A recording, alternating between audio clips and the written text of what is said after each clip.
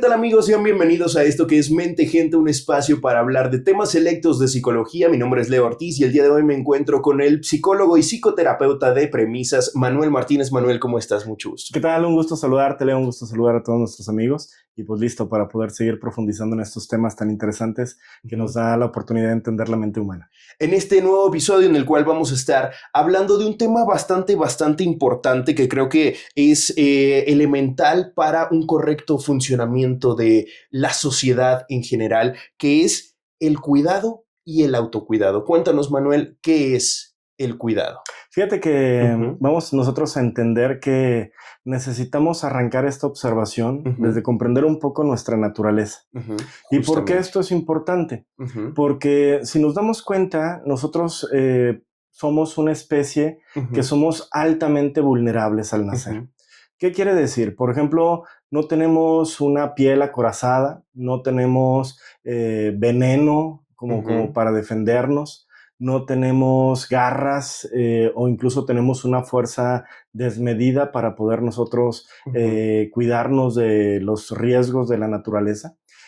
Por lo tanto, necesitamos nosotros un proceso de mucha dependencia al cuidado de nosotros. Vamos a poner un ejemplo que seguramente va a ser muy fácil entenderlo.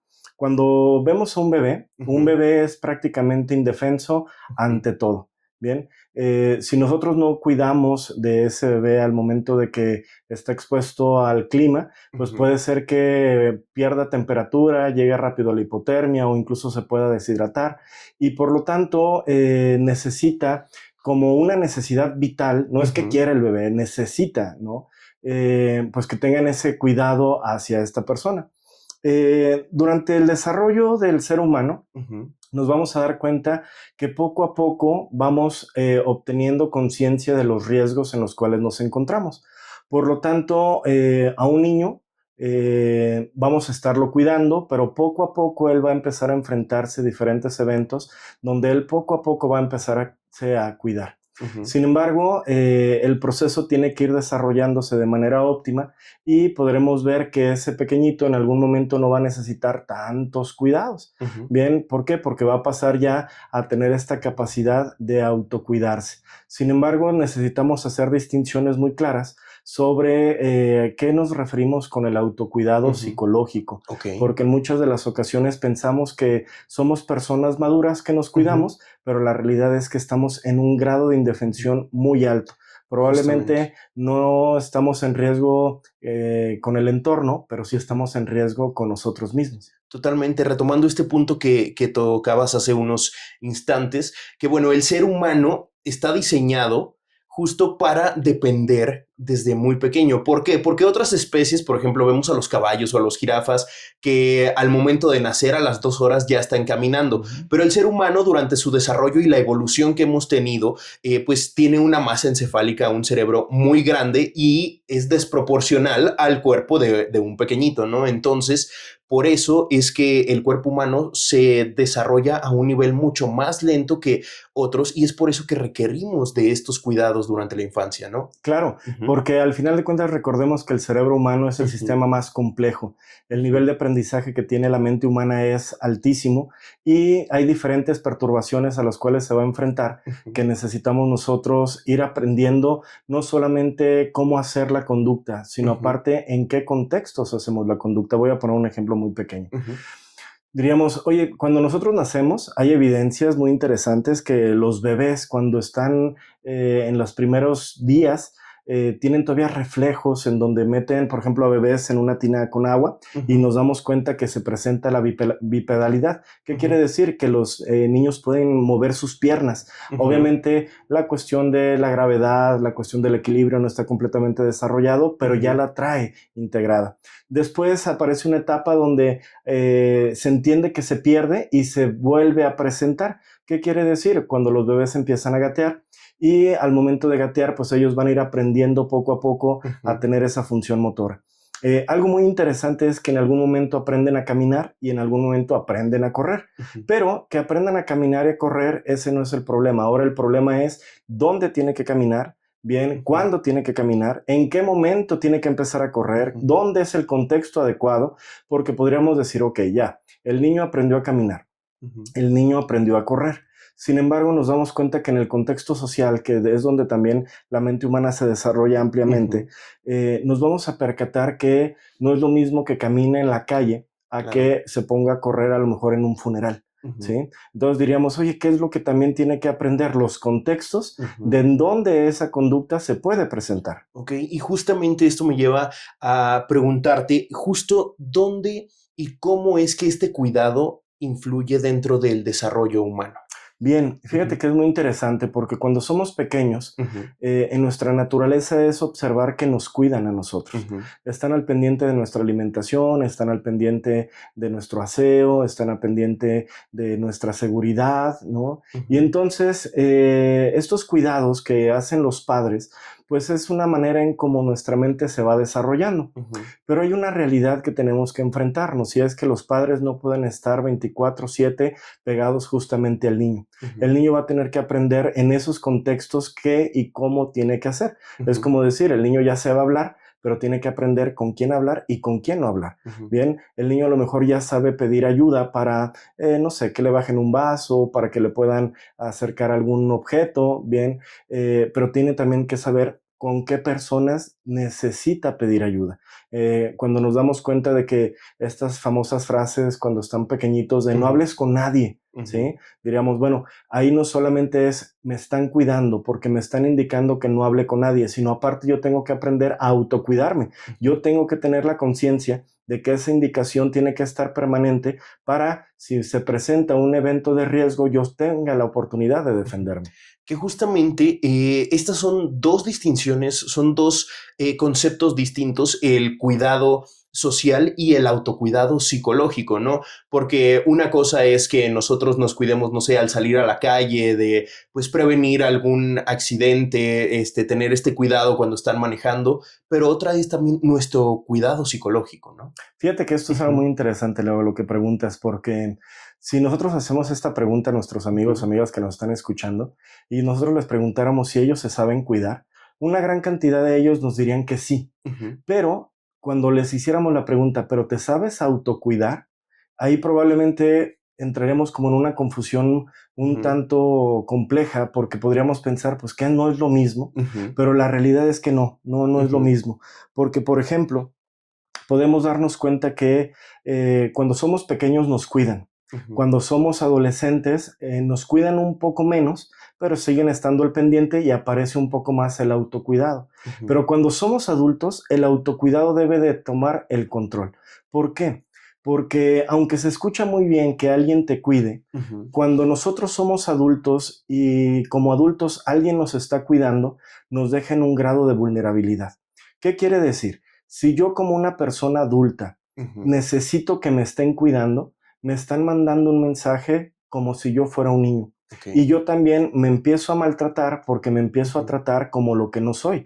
Yo ya no soy un niño, yo soy una persona adulta. Sin embargo, si es agradable, si es cómodo, el que me estén cuidando en mi alimentación, en mi salud, en mi economía, en mis relaciones, en elementos patrimoniales, y estoy yo siempre al cuidado de alguien más, a nivel emocional el autocuidado no se presenta. Bien, y por lo tanto, al momento de que las personas que me cuidan dejen este plano o lleguen a fallecer, voy a poder estar en un riesgo muy profundo. ¿Por qué? Porque sabía cómo era que me cuidaran, pero yo no aprendí cómo es autocuidarme.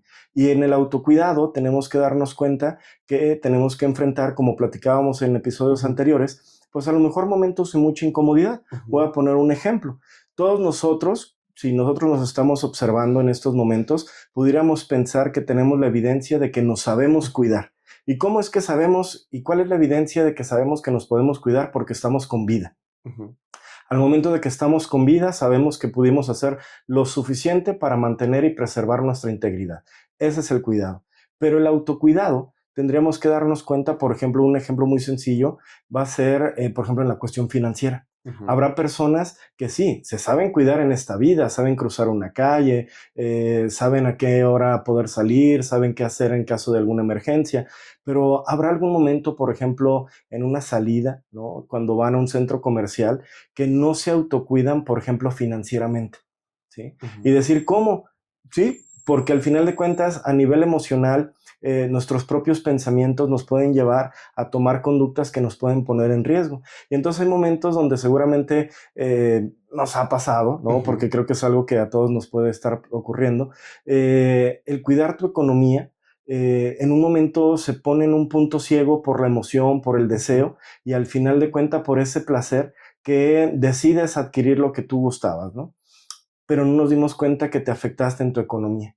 Y entonces al momento de no poderte cuidar económicamente, pues te pones en riesgo. Y es ahí en muchas de las ocasiones cuando las personas no tienen ese proceso de autocuidado, que llegan a estar presentes algunos actores importantes y te vuelven a cuidar. En ese ejemplo es como, bueno, ya te endeudaste, bien, ya no pudiste pagar las tarjetas. Y entonces en muchas de las ocasiones a muchos adultos vuelven a aparecer los cuidadores, que puede ser los padres o incluso algunos hermanos que le ayudan a pagar la deuda y que al final de cuentas lo vuelven a cuidar de las consecuencias de sus errores. Y esto, pues al final de cuentas diríamos, sí, solucionó la deuda, pero no solucionó que la persona que se metió en la deuda no se sepa autocuidar. Por lo tanto, el autocuidado tiene que tener no solamente esta comprensión del cuidado externo, sino también del cuidado del proceso de tu mente, porque cuántas veces hemos estado en momentos donde el enojo, la tristeza, la felicidad, el placer nos llega a nuestra vida y no nos damos cuenta y nos podemos poner en altísimo riesgo y no nos percatamos. ¿Cuántas veces, si me permites poner un ejemplo, bien, con la juventud, cuando llegan a salir, convivir y logran tener alguna experiencia agradable, pero ese mismo placer y ese mismo evento no lo permite observar en el riesgo en el que se encuentra, y entonces lo que llega a ocurrir es que mantienen, vamos a llamarle, relaciones sexuales donde no hubo un cuidado, ¿sí? Y donde diríamos, bueno, en alguno de los casos pues se presentará a lo mejor un embarazo, en algunos otros casos se enfrentará a lo mejor a alguna enfermedad, pero al final de cuentas el punto es, cualquiera que sea el resultado, pues pudo haber sido el resultado de no haber tenido tu propio autocuidado. Totalmente. Y justo en estos casos también, pues hablar de, en estos momentos de euforia en el cual, pues muchas veces, no solamente la juventud, sino cualquier persona puede, pues enfrentarse a un nivel de riesgo muy alto por no cuidarse en el momento, por no decir, hasta aquí es mi límite de beber, no puedo tomarme una más, no ponerse ese límite, y eso también es parte del autocuidado, ¿no? Claro, tener la capacidad de frenar tu placer para poder preservar tu integridad es parte del autocuidado. Saber cuándo, aunque tú quieras tener alguna actividad como salir a una fiesta o salir a alguna reunión y tú mismo te proteges, pues ese es un momento muy importante para poderte preservar. Vamos a poner un ejemplo. Como sabemos nosotros en la República, pues hay momentos donde las circunstancias sociales pues son en momentos muy delicadas, ¿no? La violencia, las cuestiones delictivas. Pero si nos damos cuenta en muchas de las ocasiones, a pesar de que existen eventos que nos ponen en riesgo, habrá muchas personas que ese día decidan pues ir a tomar, ir a una reunión y se puedan poner en riesgo. No quiere decir que siempre tengamos que ponernos en riesgo. Más bien tenemos que entender que tenemos que generar la capacidad de poder calibrar en el riesgo en el cual yo me voy a introducir. ¿Por qué? Porque también el hecho de decir, oye, autocuídate, no salgas, no te expongas, la realidad es que eso también nos llevaría al extremo donde podríamos llegar incluso hasta un grado fóbico, ¿no? O sea, tener temor de salir porque nos puede pasar algo. Hay que entender que hay diferentes momentos donde estamos en riesgo, pero aún así tenemos que enfrentarnos. Cada día que nosotros salimos hay una incertidumbre de no saber si realmente vamos a regresar. Ahí nos ayudan mucho nuestras creencias para mantener la estabilidad, pero sí tenemos que estar muy atentos para no podernos colocar en situaciones de riesgo si encontramos los elementos adecuados. Y esto es algo muy importante, Leo, y también hacer la invitación a nuestros amigos y amigas, porque habrá muchas personas que podríamos decirles como imprudentes. Y en el entendido de la imprudencia es no logra codificar la información en la cual la persona se pone en riesgo, ¿sí? Por lo tanto, en muchos de los contextos donde vemos personas que se ponen en riesgo por sus negligencias, sus acciones. En muchas de las ocasiones podríamos entender que en su desarrollo de vida hubo una ausencia de cuidado óptimo. Probablemente lo cuidaron a un punto donde, bueno, no le faltó alimento, no le faltó hogar, pero no fue un cuidado sobre los contextos, ¿no? Por ejemplo, ¿cuántas veces conocemos, y seguramente nuestros amigos conocerán estas historias, donde hubo amistades que existieron traición? Y diríamos, ¿por qué? ¿Por qué no me pude cuidar de esa relación? O incluso en las parejas, en las cuales por no tener yo la capacidad de tener ese autocuidado, me mantengo con una persona que supuestamente me cuida, pero realmente me maltrata.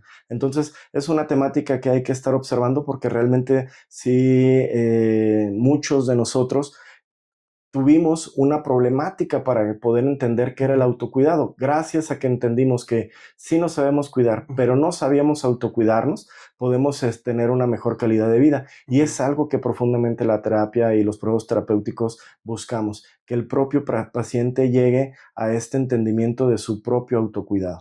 Totalmente. Y justamente retomando algunos de los puntos que hablabas hace un momento, nos hablabas de los adultos a los cuales pues los tienen que cuidar, requieren de cuidados. Y sí, en algunas ocasiones pues es justo por esta necesidad de que te cuiden, pero sin que haya un agente externo que haga que necesites de este cuidado. Y en el caso de las personas que tienen alguna enfermedad degenerativa, alguna de este tipo de enfermedades limitantes que requieren cuidados, ¿ahí cómo sería? Bien, fíjate que es muy interesante observar las diferentes variables como estos casos. Bien, evidentemente cada caso tiene su peculiaridad, como vamos a poner un ejemplo de estos trastornos crónico-degenerativos como el Alzheimer. Bien, evidentemente la persona se vuelve incapaz. En la naturaleza, esa incapacidad de cuidarse, de no saber ubicar direcciones o cómo regresar al hogar, pues en la naturaleza esa persona fallecería, ¿sí? Crudamente. Ahora en este contexto donde ya no estamos tan expuestos a esos riesgos y que la estructura social nos ha permitido generar diferentes estrategias para el cuidado de las personas, pues sabemos que puede tener el apoyo. ¿El apoyo de quién? Primeramente, pues de su círculo más cercano, que puede ser su familia. Si no es en la familia, debería haber instituciones en las cuales el gobierno apoya para poder tener algún cuidado especial y de esta manera pues poder sobrellevar pues esta característica. La realidad es que cuando se presentan estas enfermedades y todavía se presenta el cuidado de algún familiar, pues estas enfermedades pueden desarrollarse por un tiempo más prolongado. Y es ahí donde el mismo proceso del cuidador debe de buscar autocuidarse. Fíjate qué interesante. ¿Por qué? Porque el cuidador está para cuidar a esta persona con alguna enfermedad. Pero, ¿y quién cuida al quien cuida? Bueno, es en muchas ocasiones, diríamos, si la persona que tiene la enfermedad tiene la bendición de esta vida de que haya alguien que lo cuide, pero la persona que cuida probablemente no haya alguien que lo cuide a él. Totalmente. Por eso debe de emerger el proceso de te tienes que autocuidar. Y en muchos de esos momentos del proceso del autocuidado vamos a tener que comprender que nos debe llegar a un, vamos a llamarle, un egoísmo terapéutico. ¿Y qué quiere decir? Bien, esta temática tendremos que entender que si tú no te cuidas a ti mismo, no hay alguien en el cual esté obligado a cuidarte. Puede ser que tengas la opción de que alguien te apoye, pero la realidad es que no tenemos esa certeza. Por eso mismo, tomando en cuenta el ejemplo, nosotros que en estos momentos contamos con salud, que tenemos pues la dicha de poder tener un trabajo, de generar, uno de los puntos del autocuidado también es pronosticar el futuro. ¿Por qué? Porque ni tú ni yo, ni nadie de las personas que seguramente están viendo este episodio, tienen la certeza de que en un futuro no vayamos a vivir en una de estas enfermedades. Pero no es lo mismo que yo me esté autocuidando desde este presente para mi futuro y cuando llegue ese futuro y tenga una enfermedad, tenga recursos para enfrentarlo. Es como decir, oye, a ver, Vamos a imaginar que tuve una lesión por un accidente que no tenía yo ningún entendido en haber vivido. Pero si durante mi época productiva logré generar inversiones, logré generar ahorros, pude tener conocimientos que me pueden ayudar para enfrentar perturbaciones de la vida, pues no es lo mismo que llegue con un fondo de retiro ya en mi vejez, a que pues llegue a mi vejez prácticamente en la misma vulnerabilidad de un niño. ¿Cómo es esto? Una pregunta que me gustaría invitarles a reflexionar sería, si el día de hoy tuviéramos un accidente y ese accidente nos imposibilitara a generar económicamente algún ingreso, con lo que tengo yo ahorrado, con lo que tengo yo invertido, ¿cuántos días, cuántos meses, cuántos años logro mantenerme con vida sin la necesidad de depender de alguien? Probablemente esta respuesta sea muy escalofriante para muchos, porque cuando he hecho esta pregunta en diferentes conferencias, la realidad es que muchas personas me contestan y me dicen, probablemente no llegue ni en la noche, ¿sí? Y decir, ¿cómo es posible? Sí, hay personas, por ejemplo, si hablamos de casos particulares, por ejemplo, con problemas de adicciones, nos percatamos que hay personas que no tienen ni el proceso de autocuidado para poder terminar el día. Si no es por, vamos a llamarle la caridad, pues esas personas probablemente el día de hoy dormirían sin alimentarse y entonces estarían en muchísimo riesgo. Si no hay alguien que le ofrezca que lo cuide, la realidad es que estaríamos esperando una tragedia muy pronto, porque si ni esta persona se puede autocuidar, ¿qué podemos esperar entonces que venga como un resultado en su vida? Ok, justo es un tema bastante complejo. Y justo retomando uno de los puntos que nos mencionabas, hay madres justo que toda su vida es cuidar a sus hijos. Y el otro día veía por ahí en redes sociales una señora que dice, es que yo nunca vi por mí, jamás en la vida hice algo que yo quería, jamás hice nada por mí, por siempre estar al servicio de los demás, que justo también se convierte en algo patológico el hecho de tener este papel de cuidador, ¿no? Fíjate que nos metemos a una temática súper interesante, porque nos damos cuenta que el 10 de mayo se vuelve una alegoría a la inmadurez, ¿no? ¿Y por qué? Porque decir, bueno, si vemos a un niño que le agradece a su mamá todo lo que hace por él, ¿no? Vamos a decir, un niño que dice, mamá, gracias por tu amor, gracias por tu cuidado, gracias por tus mimos, gracias por nunca dejarme solo, gracias por siempre ver por mi bienestar. Diríamos, que estamos de acuerdo, ¿no? El niño no tiene esa capacidad de autocuidarse en ese momento y creo que es un agradecimiento correcto ante los roles.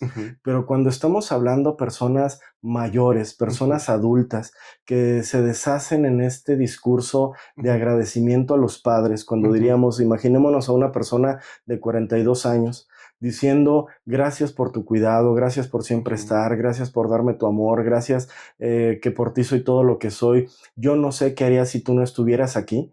Diríamos, bueno, si lo vemos desde el romanticismo del amor, diríamos, mira, qué bonitas palabras. Pero si lo vemos desde una perspectiva terapéutica y el hecho de decir, oye, eso te está poniendo mucho en riesgo, ¿bien? Luego, porque al final de cuentas, esto que dices, yo no sé qué haría sin ti, pues yo creo que preocuparía a una madre. Y decir, ¿por qué? Porque al final de cuentas todo el esfuerzo, todo lo que yo hice para el cuidado y que me digas que si yo me voy de este mundo, tú no sabes qué vas a hacer, pues entonces, ¿dónde está el grado de madurez que tendrías que estar teniendo a esa edad adulta? Por lo tanto, también algo muy importante que tenemos que entender es ese rol, ese cuidado, ¿no? Ese amor que disfraza estas conductas de las madres. Diríamos, está bien que se ejecuten cuando son pequeños, cuando son infantes, cuando son adolescentes. Bien, es algo complejo porque han hecho esa conducta y ese rol a lo largo de probablemente par de décadas. Bien, pero algo muy importante es, ¿quieres cuidar a tus hijos? Cuando son adultos, deja de cuidarlos. ¿Por qué? Porque si los dejas de cuidar, nada más tendrán la opción de que ellos aprendan a cuidarse. Totalmente. Si tú tienes hijos adultos y los estás cuidando, se puede entender como un acto de amor, pero ese acto de amor al final de cuentas no les permite generar sus habilidades para que ellos mismos se cuiden. Entonces, decir, sí, en la infancia sí hay que cuidarlos. Todos los niños son nuestros niños, todos los niños necesitan nuestra ayuda. bien, pero cuando hablamos de un adulto, el hecho de cuidar a un adulto, si no es por una característica como lo que hablábamos de alguna cuestión médica, de alguna enfermedad, si es una persona con todas las capacidades y lo queremos ayudar, realmente lo vamos a maltratar y lo vamos a lastimar, porque incluso diríamos, estás tratando a un adulto como lo que no es. Cuando estás cuidando a un adulto, económica, emocional, patrimonial, física, si lo estás cuidando, lo estás tratando como si fuera un niño. Y eso trato, al final de cuentas, es una manera de maltratarlo. Bien. Y si esa persona se mantiene en ese rol porque lo cuidan, también es una forma en cómo él mismo se está maltratando, porque al final de cuentas se comporta como algo que ya no es un niño. Bien. Sin embargo, esa dualidad en la cual se relacionan madre e hijos, pues es un punto que durante el proceso terapéutico sí necesitamos trabajar para generar esa emancipación. ¿Por qué? Porque al final de cuentas creo que una gran alegría, una gran jubilación como padres es entender que si tú partes de este mundo, tus hijos van a tener los recursos por ellos mismos de poderse mantener estables y poder cuidar de su integridad. Y yo creo que eso pues es un punto donde el amor puede entender que se hizo lo que se hizo para poder tener esa independencia. Totalmente, y justo siento que hay demasiados puntos en los cuales el cuidado se puede convertir en algo patológico, ¿no? Estábamos hablando justo de este ejemplo en el cual las madres dejan de lado su propia vida para entregarse a los demás, pero también hay un punto muy específico que es el cuidado extremo o no recuerdo cómo es la manera coloquial de decir cuando un padre está demasiado presente. Como la sobreprotección. La sobreprotección, justamente la sobreprotección hacia los hijos, que también es algo que puede afectar tanto al el papel del cuidador extremo como a la persona que están cuidando a sobremanera, que también es algo que puede ser perjudicial para muchos, ¿no? Profundamente, Leo. Tenemos que entender los mensajes en la comunicación humana. Si a un niño no lo cuidan, entiende que el mundo es peligroso. Por eso son personas en las cuales pues van a tener constantemente temáticas de ansiedad, constantemente temáticas de depresión. Y decir por qué, porque al final de cuentas, para un pequeñito que creció en un mundo donde no hubo cuidados, el mundo es peligrosísimo. Y estar en un entorno donde siempre estoy en riesgo, donde siempre estoy en un estado de alerta, es muy desgastante para el desarrollo psicológico. Sin embargo, también la contraparte, ¿no? O la parte extrema de este sobrecuidado, que diríamos, oye, pero yo lo estoy cuidando porque quiero que entienda que siempre alguien va a estar aquí para él. Y diríamos, sí, eso es lo que puedes entender como padre o madre que quieres hacer, pero la mente no recibe ese mensaje. La mente recibe el mensaje idéntico a un pequeñito que no fue cuidado. Y diríamos, oye, ¿pero por qué? A un pequeñito que no lo cuidaron entiende que el mundo es peligroso. Sí, pero a la persona que la sobreprotegen también le mandan el mensaje de que el mundo es peligroso. Y decir, ¿por qué? Porque si no fuera tan peligroso no lo estarían cuidando tanto. Entonces, estar tanto de un lado del no tener el cuidado o estar del lado de la sobreprotección, las dos nos incapacitan para tener el proceso de autocuidado. Lo que tendremos nosotros que enfrentar es que sí, habrá eventos donde como padres queremos cuidar a nuestros hijos, pero también vamos a tener que tener esa distancia para que ellos puedan resolver su problema, bien, en su medianía, o sea, vamos viendo respecto a su edad, claro está, bien, y que en algunos de los momentos no le salga bien, pero de esa manera va a poder aprender. Si te fijas, Leo, seguramente muchos hemos reflexionado sobre esos eventos que nos cambiaron la vida.